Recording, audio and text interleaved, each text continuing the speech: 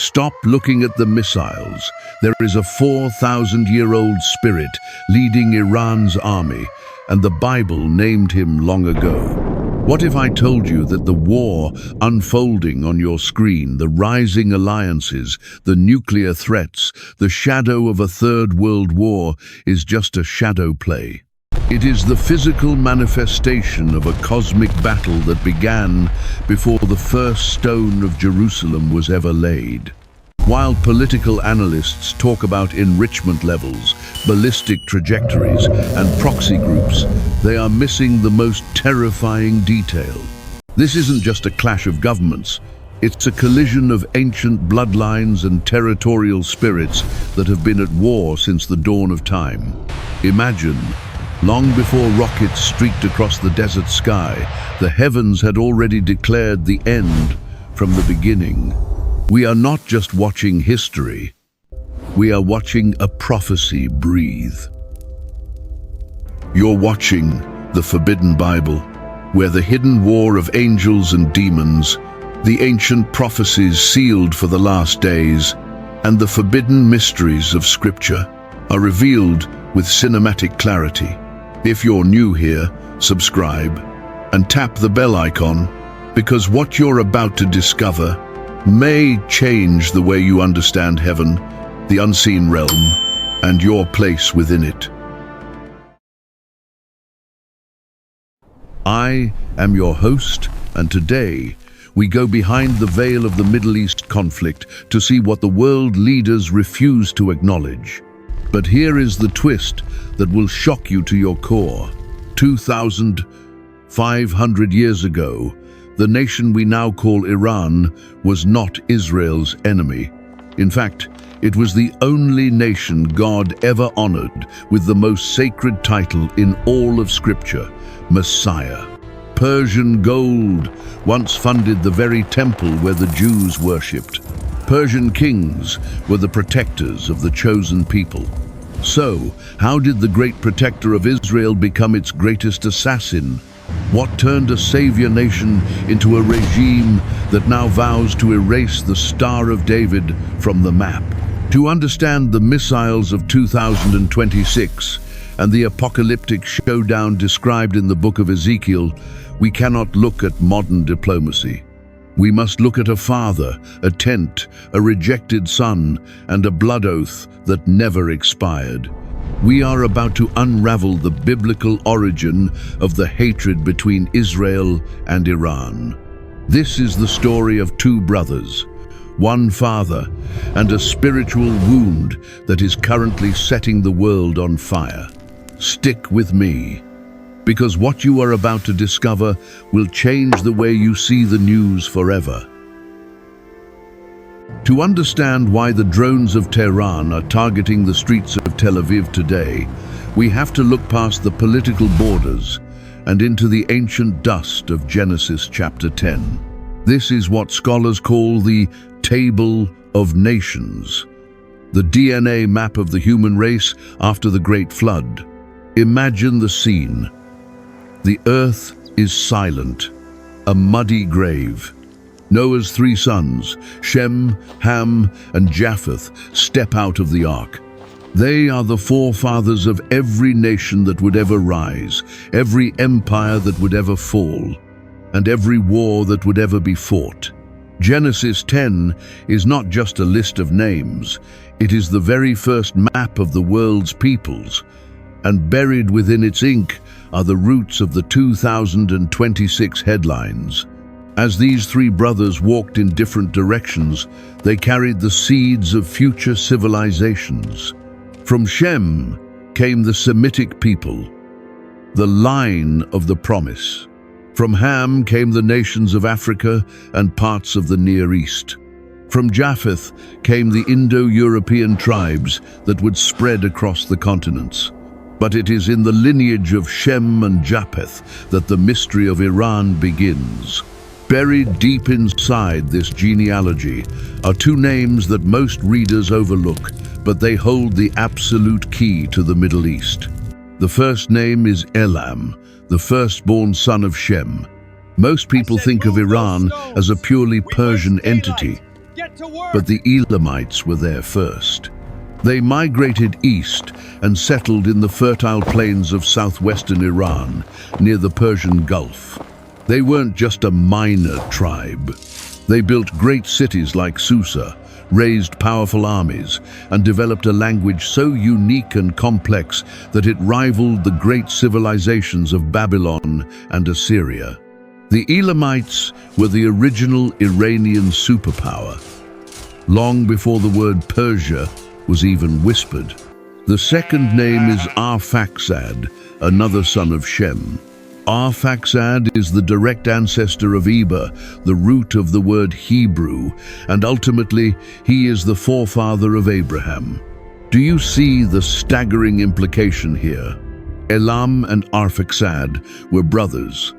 They shared the same father, the same heritage, and the same original God. In the beginning, the ancestors of the Iranians and the ancestors of the Israelis sat at the same table, ate the same bread, and spoke the same language. They were not strangers. They were a single household. So how did a family dinner turn into a 4,000-year blood feud? But the identity of modern Iran is a double helix. While Elam gave Iran its southern civilized roots, the northern part of the nation comes from another branch, Madai, the son of Japheth. The descendants of Madai became the Medes, settling in the rugged, unforgiving mountains of northern Iran.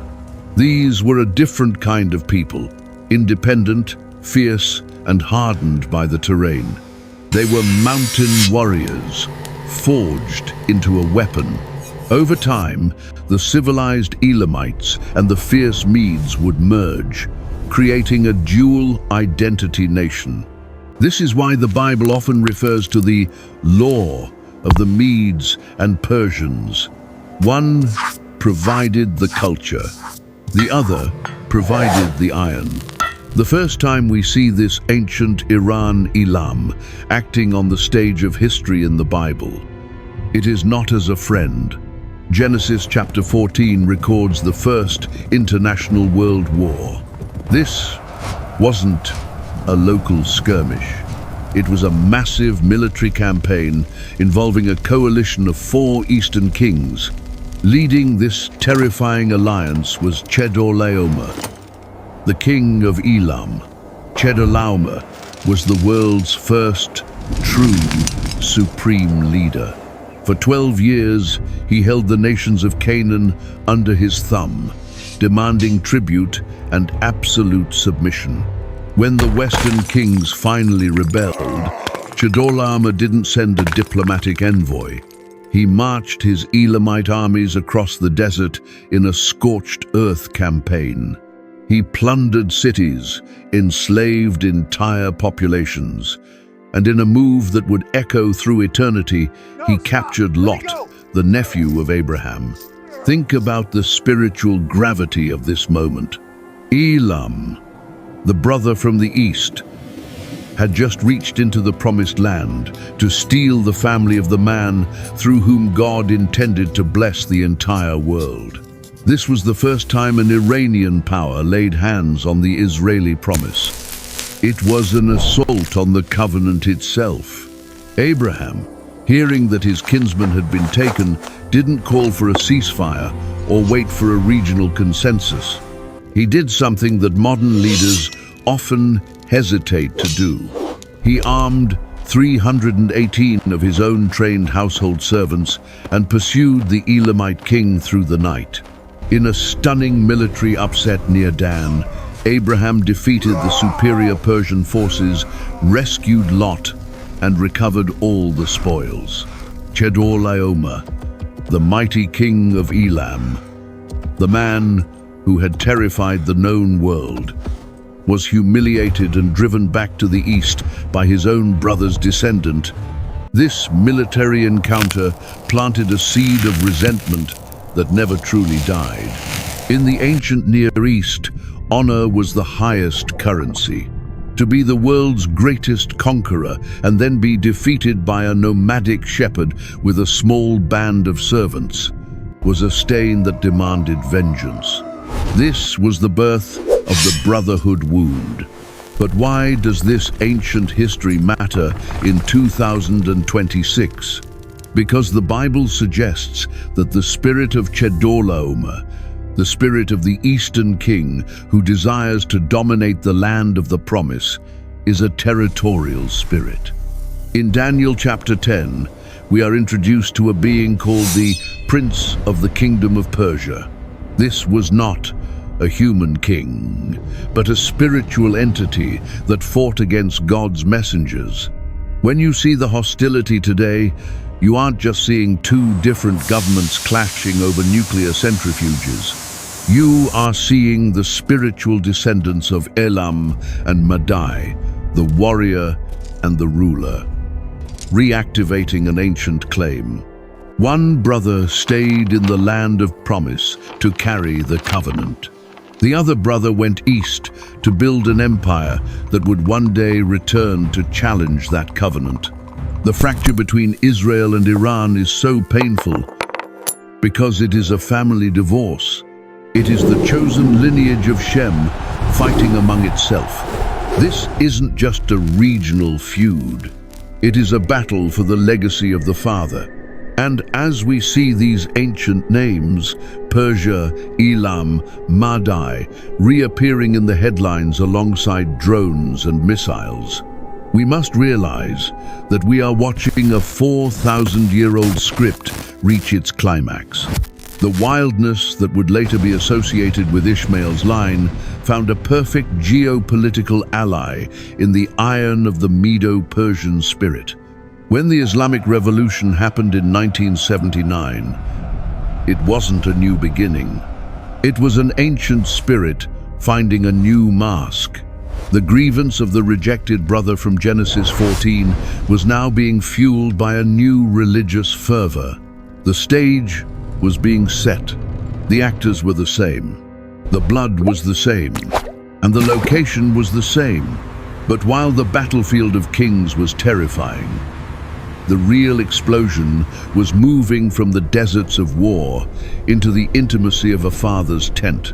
Because, as deep as the rift between Elam and Abraham was, the next generation would produce a divide that would set the entire planet on a collision course with the end of days. If you were Noah, watching your sons walk away from the ark, could you have imagined that their children would one day represent the forces that shape the final war of mankind? What we see today is not an accident of geography. It is an orchestration. It is an alignment. And it is only the beginning. While the battlefield of kings in Genesis 14 established the geopolitical friction between East and West, the true, agonizing root of the Israel-Iran conflict was moving into the intimacy of a father's tent. To understand the fire in the Middle East today, we have to look at the tears of a woman and the laughter of a child. This is the story of Isaac and Ishmael, the two sons of Abraham, whose divided legacies created a fault line that still trembles under our feet in 2026. The drama began with a divine promise and human impatience. God had promised Abraham a son through his wife, Sarah, but as years turned into decades, the promise felt like a cruel joke. Sarah was barren, and the biological clock had stopped. In a moment of desperation, Sarah turned to a culturally legal but spiritually disastrous solution. She offered her Egyptian servant Hagar to Abraham. The logic was simple. If God wouldn't provide a miracle, they would provide a surrogate. When Hagar conceived Ishmael, the atmosphere in the household poisoned instantly. Contempt replaced service, and bitterness replaced hope. The Bible uses a specific Hebrew word for how Sarah treated Hagar, the same word used to describe the later Egyptian oppression of the Israelites. The cruelty was so severe that a pregnant Hagar fled into the desert, preferring a death by thirst over the psychological warfare in Abraham's tent. But God did not let her die. He met her at a spring and gave her a prophecy that serves as the spiritual blueprint for the entire Arab-Israeli conflict. He told her to name the child Ishmael, meaning God hears. But then he spoke words that haunt the pages of history. He will be a wild donkey of a man.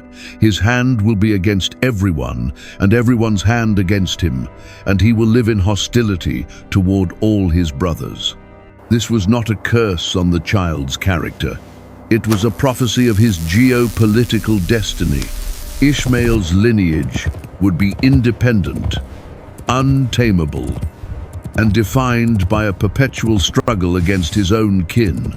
Before Ishmael even drew his first breath, the spirit of hostility among brothers was established over the region.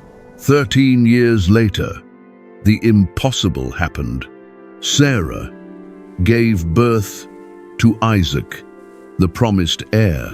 Now, the tent of Abraham became a pressure cooker of two conflicting destinies. Ishmael was the firstborn of the flesh. Isaac was the firstborn of the promise. At Isaac's weaning feast, the pressure finally exploded. Sarah saw Ishmael mocking, a word that in the original text implies a mocking laughter that challenged Isaac's status. Her reaction was brutal and final. Cast out that slave woman and her son. Imagine Abraham, the man of faith, caught between the son he loved for 13 years and the son God had promised. In the cold light of dawn, he handed Hagar a skin of water and a loaf of bread, and watched his firstborn walk into the desert of Paran.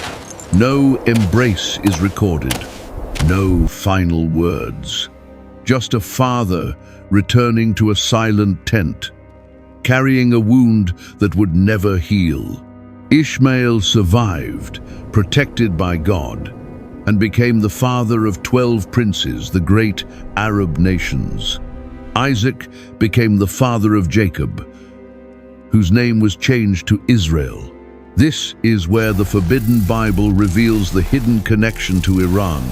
When the Arab Islamic armies conquered the Persian Empire in the 7th century, they brought with them more than just a new religion. They brought the grievance of the rejected son. They successfully grafted the ancient Persian military iron from the line of Madai and Elam onto the spiritual wildness of Ishmael. The Iranian regime today does not see itself as an outsider to this family feud. By adopting the radicalized version of the Ishmaelite claim, Iran has positioned itself as the vindicator of the son who was cast out into the desert. They view the modern state of Israel not just as a political rival, but as the usurper who stole the blessing that belonged to the firstborn. This is why you cannot negotiate a peace treaty between Tehran and Jerusalem. You are not dealing with border disputes. You are dealing with a 4,000-year-old family divorce. When Iran funds groups like Hamas or Hezbollah, they are operating under the hand against everyone prophecy. They are fulfilling the ancient decree of hostility spoken to Hagar. The war we see in 2026 is the final flare-up of the fires that were lit in Abraham's tent. One brother seeks to protect the covenant. The other brother seeks to burn it down in the name of a legacy he feels was stolen. And as the world watches the missiles fly, they are witnessing the climax of a story that began with a father, a loaf of bread, and a child crying in the desert. If you want to understand the deep psychological fracture between Israel and Iran today, you have to look back at the year 539 BC. This was the golden age of their relationship, a period so miraculous and so contrary to modern headlines that it feels like a fever dream. To the world today, Iran is the great assassin of the Jewish state. But in the eyes of the prophets, Iran was once the great savior. By the time the curtain rises on this chapter, Jerusalem was a smoldering graveyard. The Temple of Solomon, once the dwelling place of God's glory, was a pile of blackened, scorched stones. The Jewish people had been dragged in chains to Babylon, living in exile for 70 years. They were a broken people with a dead future, weeping by the rivers of Babylon, their harps hanging silent on willow trees. Their identity was being erased by the tides of history. But while the Jews were weeping in Babylon, God was raising a weapon in the mountains of the east. Enter Cyrus the Great, the founder of the Persian Empire. Here is the forbidden detail that many theologians overlook. God didn't wait for Cyrus to be born to recruit him into his plan. 150 years before Cyrus ever drew his first breath, before the Persian Empire was even a glimmer on the map, the prophet Isaiah wrote his name down in a sacred scroll. Imagine the moment when the Jewish exiles in Babylon opened their ancient scrolls and read these words. Thus says the Lord to his anointed, to Cyrus, whose right hand I have held, to subdue nations before him. Let the weight of that word sink in. The word for anointed in the original Hebrew text is Mashiach. In English, it is Messiah. This is the ultimate biblical paradox. Cyrus was a pagan. He didn't follow the Torah. He didn't worship in the temple. Yet he is the only non-Hebrew in the entire Bible to be officially granted the title of Messiah by God himself. God didn't call him a useful ally or a political friend. He gave him the title of the Deliverer. Why? Because Cyrus was destined to be the physical shadow of the spiritual Messiah who would one day come to set all captives free. In 539 BC, Cyrus executed one of the most brilliant military maneuvers in history. Babylon was considered impregnable, protected by massive walls and the deep waters of the Euphrates. But Cyrus didn't try to climb the walls. He diverted the river. His soldiers marched into the city on the dry riverbed, while the Babylonian royalty was drunk and celebrating. The Golden City fell in a single night without a fight. But what Cyrus did next was what truly shocked the ancient world. Most conquerors in that era practiced a policy of total assimilation or annihilation. They burned temples and enslaved the survivors. But Cyrus did the unthinkable. He issued the Cyrus Cylinder, the world's first charter of human rights. He told the Jewish exiles, "Go home. Your God is the God of heaven. Go back to Jerusalem and rebuild your temple." But he didn't stop at words.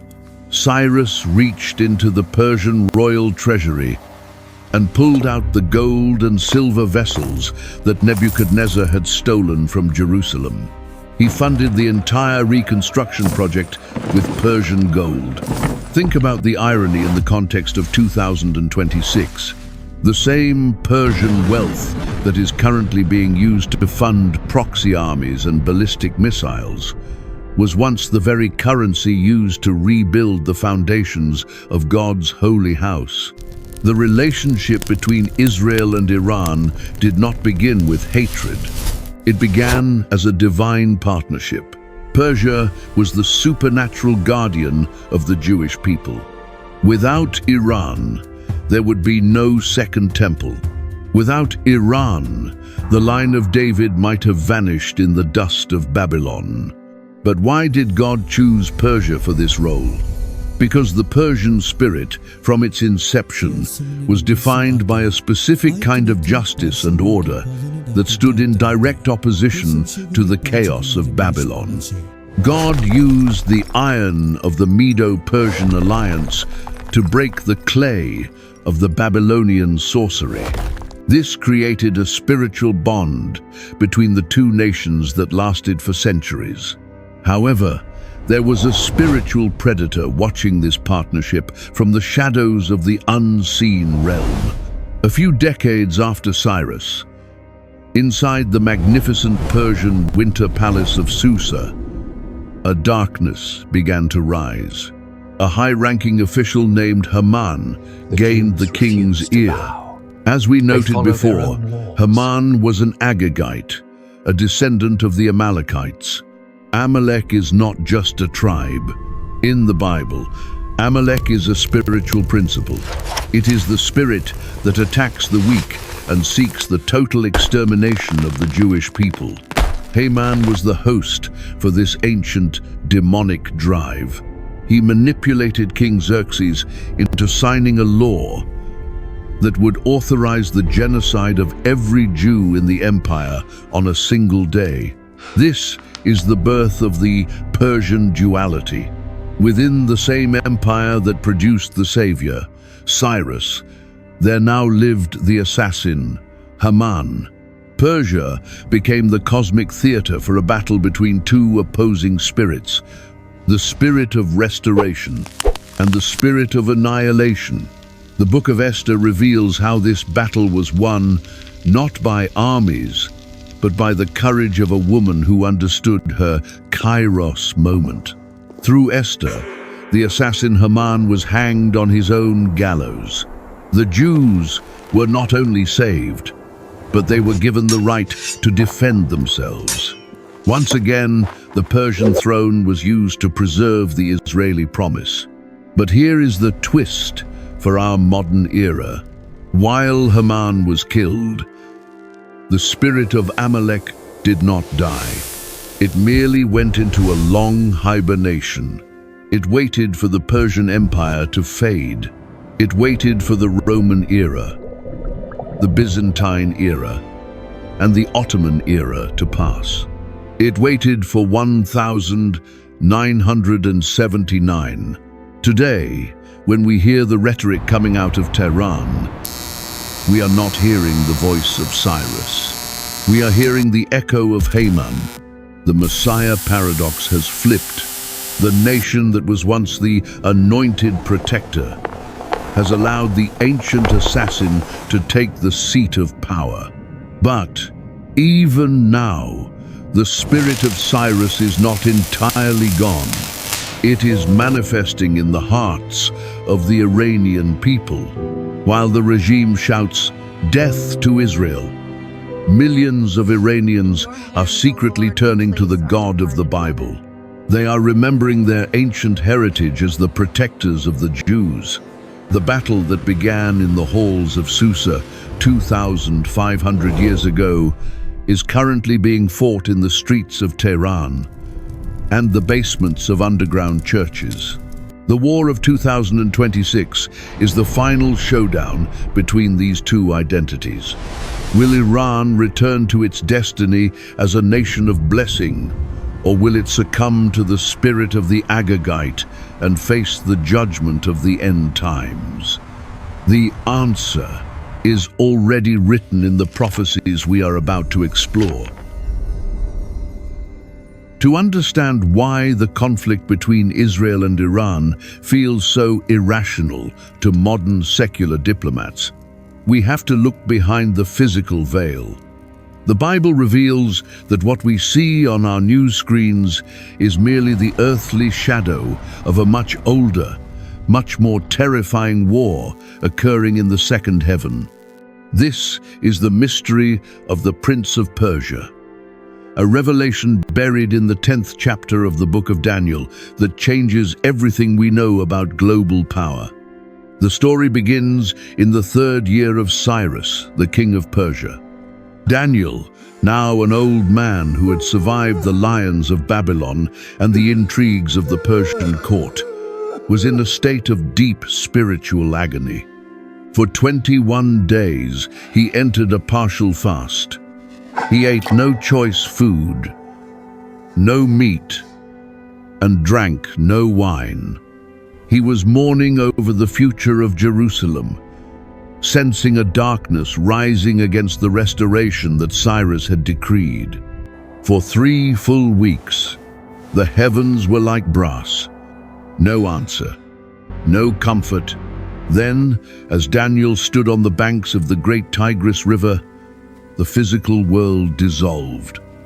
He saw a being whose body was like beryl, his face like the brilliance of lightning, and his eyes like flaming torches. This was not a mere dream. It was a dimensional breach. But the most forbidden detail is what the angel said after he touched Daniel's trembling lips. He revealed a secret of the celestial hierarchy. Do not be afraid, Daniel. Since the first day that you set your mind to gain understanding, your words were heard, and I have come in response to them. But the prince of the Persian kingdom resisted me 21 days. Let the weight of that statement sink in. An angelic messenger, sent from the presence of the Almighty, was intercepted in mid-air and held in a celestial stalemate for 3 weeks. Who was this opponent? It wasn't King Cyrus. A human king, no matter how powerful, cannot stop a being made of light and lightning. This was the prince of the kingdom of Persia, a high-ranking fallen angelic power, a territorial principality assigned by the kingdom of darkness to govern the spiritual atmosphere of Iran. This is the deep insight that modern analysts miss. Nations are not just political entities. They are spiritual territories. Behind the borders of modern Iran, there is an ancient demonic intelligence that has been there for millennia. Its goal has never changed: to block the messengers of God and to destroy the people of the covenant. The angel told Daniel that he only broke through because Michael, the archangel, and the chief prince of Israel came to help him. This reveals a cosmic duality. For every move God makes through a human leader like Cyrus to protect Israel, there is a countermove by a territorial spirit to annihilate it. Why is this relevant in 2026? Because the Bible suggests that these principalities do not die. They are evicted. They are bound. But they seek to return. When the archangel Michael stood up for Israel in Daniel's day, the Cyrus spirit of restoration prevailed. But when the spirit of Haman rose up in the days of Esther, we see the Prince of Persia manifesting again through a human host to attempt genocide. The war we see today is the re-emergence of the prince. After centuries of the Persian people being relatively favorable or neutral toward the Jews, a spiritual invitation was issued in 1979. The leaders of the revolution didn't just change the law. They changed the spiritual atmosphere. They aligned the nation of Iran with the ancient mandate of the Prince of Persia, the destruction of the Jewish state. This is why the rhetoric from Tehran is so supernatural in its intensity. Why would a nation 1,000 miles away from Israel, with no shared border and no direct territorial dispute, make the eradication of the Zionist entity its primary national goal? It makes no sense in the halls of the United Nations, but it makes perfect sense. In the halls of Daniel chapter 10, the Prince of Persia knows that Israel is the prophetic clock of the world. If he can stop the clock, he thinks he can stop the return of the king. In the 21st century, the Prince of Persia has modernized his weapons. The bows of Elam, mentioned in Jeremiah chapter 49, have become the ballistic missiles of today. The ancient iron of the Medes has become the nuclear program. But the spirit behind the technology is the same one that fought the angel by the Tigris River. The Bible warns us that as we approach the end, the archangel Michael will stand up again. This implies a time of unprecedented trouble, a dimensional war that spills over into the physical world. The 2026 connection is that we are witnessing the final mobilization of these territorial spirits. The Prince of Persia is not acting alone. The angel told Daniel that after the battle with Persia, the Prince of Greece would come. This shows a succession of dark powers.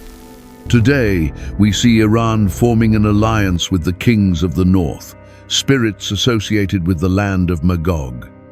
They are forming a congregation of shadows to do what Haman failed to do 2,500 years ago. When you see the ring of fire surrounding Israel today, don't just see Hezbollah or Hamas. See the invisible hands of the Prince of Persia orchestrating the movement of these human pawns. This is why human diplomacy is useless. You cannot negotiate with a principality. You cannot sign a peace treaty with a spirit that was already declared an enemy of God in the days of the prophets. But the forbidden Bible truth also offers a massive hope. The angel told Daniel that the Prince of Persia was eventually defeated because Michael stood up. The destiny of Iran is not to be a puppet of this dark prince forever. The Bible predicts a moment where God will set his throne in Elam. This is the divine coup d'etat. The war of 2026 is the final struggle of an evicted tenant.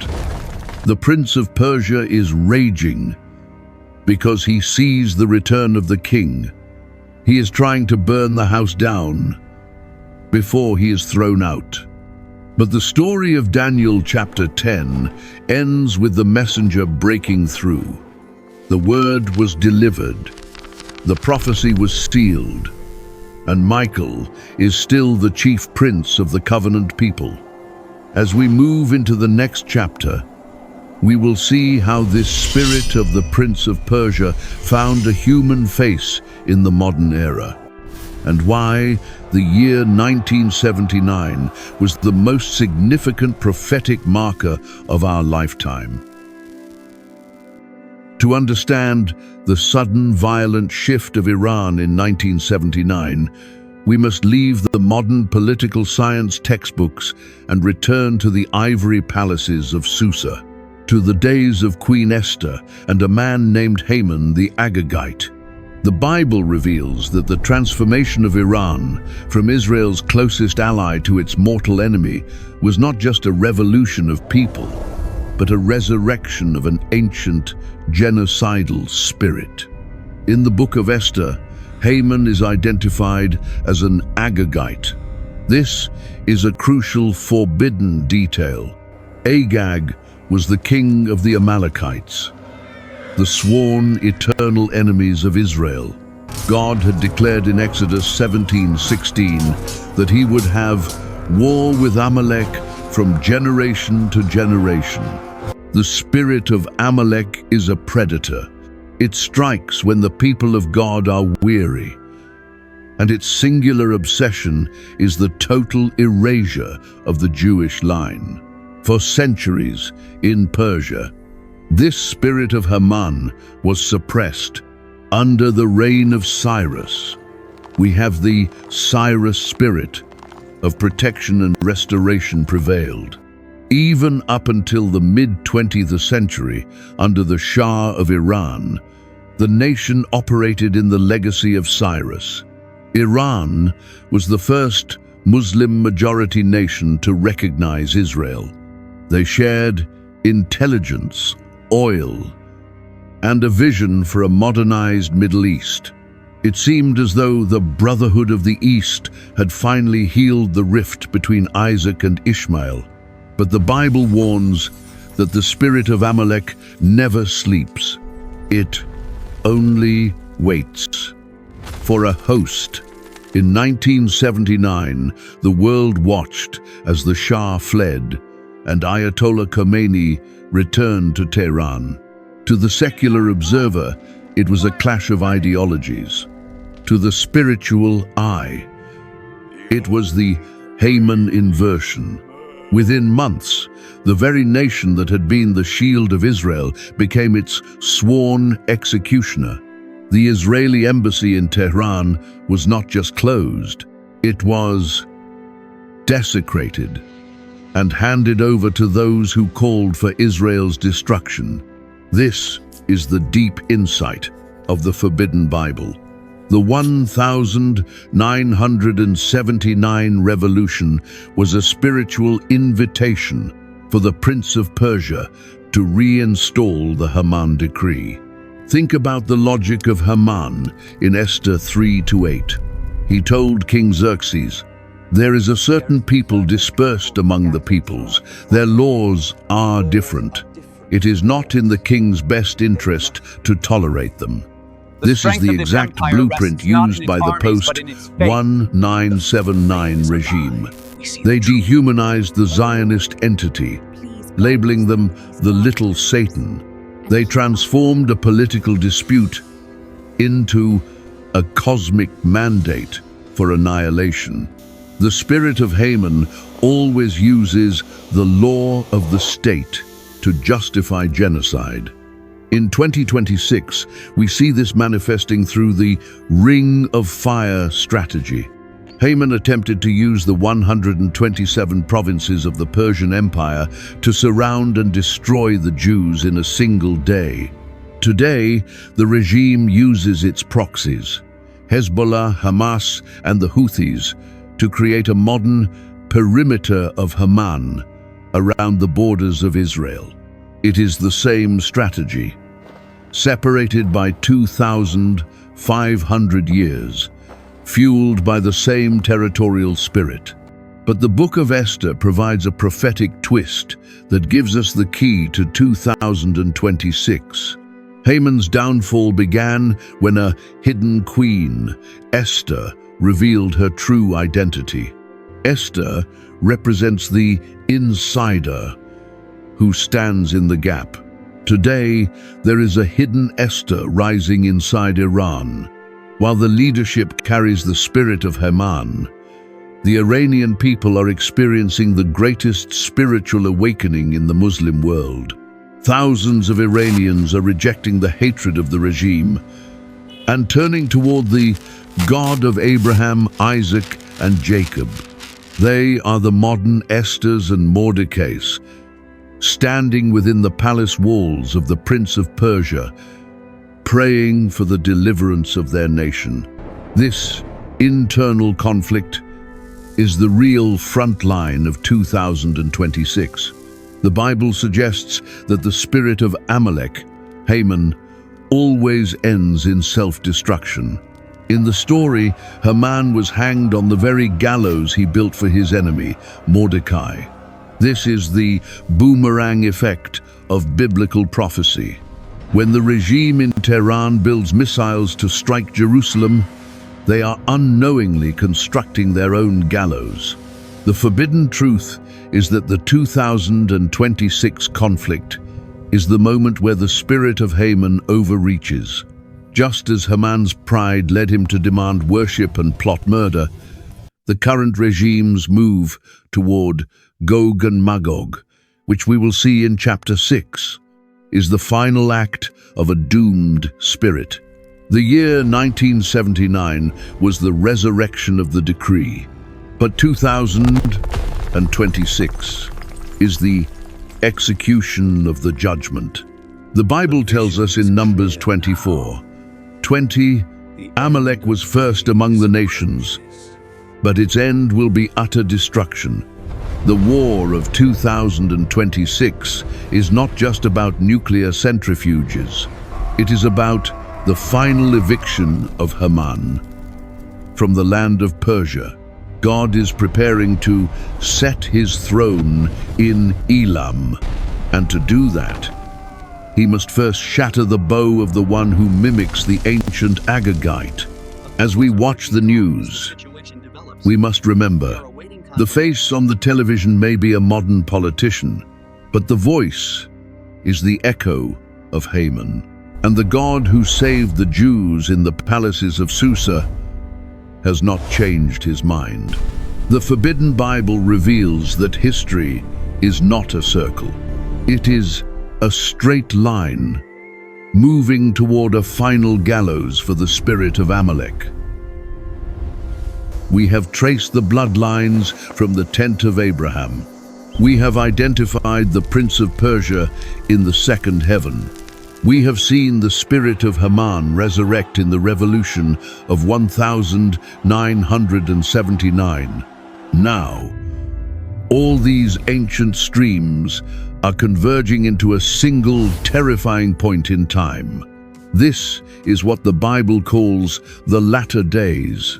And the blueprint for this moment was written 2,600 years ago by a captive prophet named Ezekiel.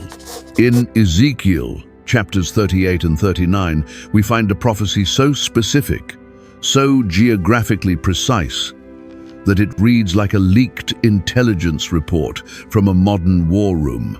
Ezekiel describes a massive, multinational coalition that rises in unison to invade the land of Israel. For centuries, scholars wondered how such a diverse group of nations, separated by language, culture, and thousands of miles, could ever coordinate a single strike. In 2026, we no longer have to wonder. We are watching it happen in real time. The list of aggressors begins with a mysterious figure named Gog, of the land of Magog, the chief prince of Meshech and Tubal. While the identity of Magog has been debated, ancient historians like Josephus and modern archaeological evidence consistently point toward the regions of the far north. The territory we now know as Russia and the Central Asian republics. But look at who is listed immediately after the northern giant, Persia. Iran is the first named ally of this northern beast. Think about the forbidden logic of this alliance.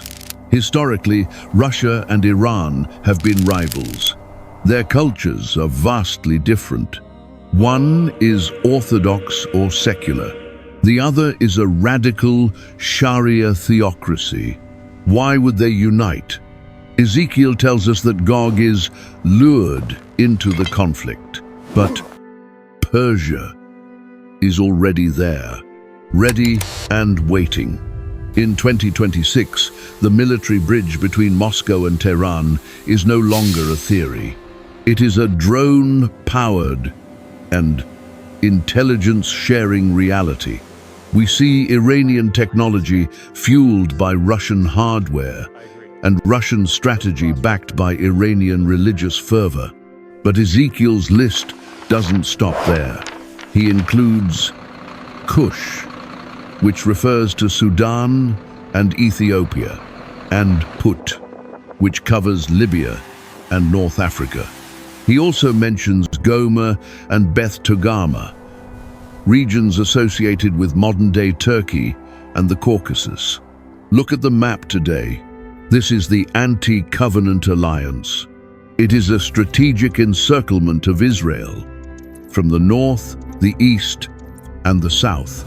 The prophecy says they will come like a storm, covering the land like a cloud. Their motive? Ezekiel 38 verse 12 says they come to seize, spoil, and carry off plunder. But the forbidden truth is deeper. They don't just want the gas fields of the Mediterranean or the technology of Tel Aviv. They want to prove that the God of Abraham is dead. They want to shatter the covenant once and for all. This is where the dimensional war of Daniel chapter 10 meets the physical war of Ezekiel chapter 38. The Prince of Persia has successfully formed a partnership with the spirits of the north. This is a congregation of principalities. This alliance is not built on shared values, but on a shared hatred for the chosen people. But as the coalition prepares its final march, the Bible records a detail that should make the world stop and think. Ezekiel says that when this invasion begins, the people of Israel will be living in unwalled villages, feeling a false sense of security. This describes a nation that has relied too heavily on its own strength, its own high-tech defenses, and its own military brilliance. They believe they are safe behind their physical walls, forgetting the spiritual wall that once protected them. However, the prophecy declares that human strength will fail. In the year 2026, as the ring of fire ignited by the spirit of Haman begins to close in, and the northern giant moves toward the mountains of Israel, something supernatural occurs. The Bible doesn't say that the Israeli Defense Forces win the war through superior strategy or human technology. It says that God Himself intervenes. Ezekiel 38, verses 18 through 22, describe a divine fury that shakes the planet. This is what will happen in that day. When Gog attacks the land of Israel, my hot anger will be aroused. There shall be a great earthquake. I will summon a sword against Gog on all my mountains. The description is truly apocalyptic. The text speaks of torrents of rain, hailstones, burning sulfur, and a confusion so profound that the invading armies turn their weapons on each other. This is the divine veto. Just as the archangel Michael fought the Prince of Persia in the days of Daniel, he stands up again for the children of the covenant. The coalition that seemed invincible is shattered on the mountains of Israel, not by human hands, but by the wrath of the Almighty. But why would God allow it to get this far? Why the missiles, the drones, and the terror of 2026?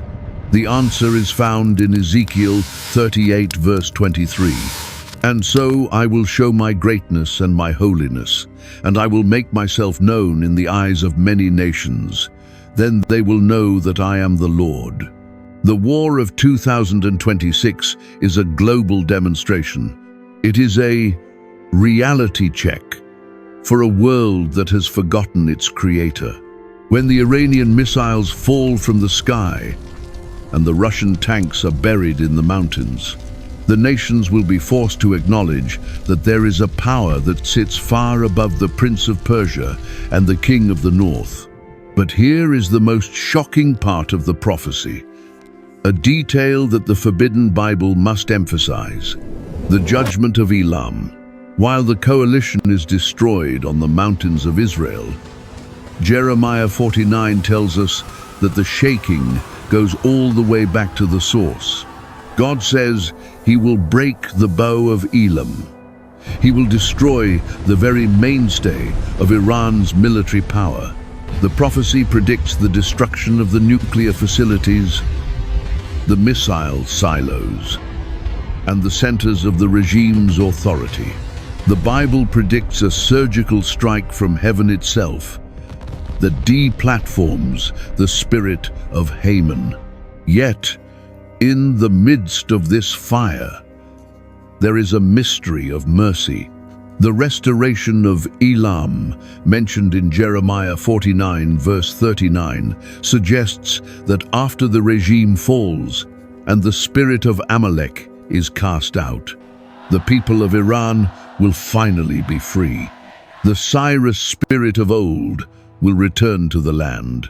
The 2026 conflict is the painful labor pains required for the birth of a new Iran.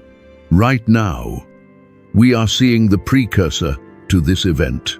The Dream Movement inside Iran, where thousands of Muslims are seeing Jesus in their sleep, is the spiritual evacuation before the storm. God is pulling his people out of the spirit of Haman before the fire falls on the spirit of the Prince of Persia. If you are watching the news today and feeling fear, look at the Bible. The alliances you see forming, Russia, Iran, and Turkey, are not signs of a world out of control. They are signs of a world exactly on schedule. The Ezekiel convergence is the final alignment before the return of the King. The war of 2026 is not just a battle for land. It is the final exam for the human race. Whose side are you on? Do you trust in the unwalled villages of human diplomacy? Or do you stand with the God who breaks the bow of the Elamite? The climax is here. The Prince of Persia is moving. Michael is standing. And the King is at the door. The war of 2026 is not the end of the world. It is the end of the spirit of Haman. As the dust settles over the mountains of Israel and the ring of fire is extinguished by divine intervention, the Bible points us to a final, breathtaking scene. To see the true conclusion of the Israel-Iran story, we must look at the Mount of Olives in Jerusalem. The prophet Zechariah declares that at the height of the final siege, when the nations of the world believe they have finally cornered the chosen people, the heavens will tear open. Then the Lord will go out and fight against those nations. On that day, his feet will stand on the Mount of Olives. Zechariah 14:3-4.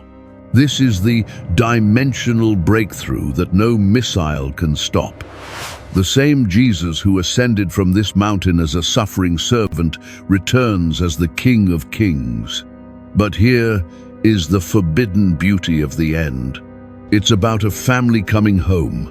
In Genesis 25, there is a quiet moment where Isaac and Ishmael, two brothers separated by decades of bitterness and desert sands, finally stand together to bury their father, Abraham. At the grave of the patriarch, the hostility vanished. The Bible suggests that what happened at Abraham's grave is a prophetic shadow of the final restoration.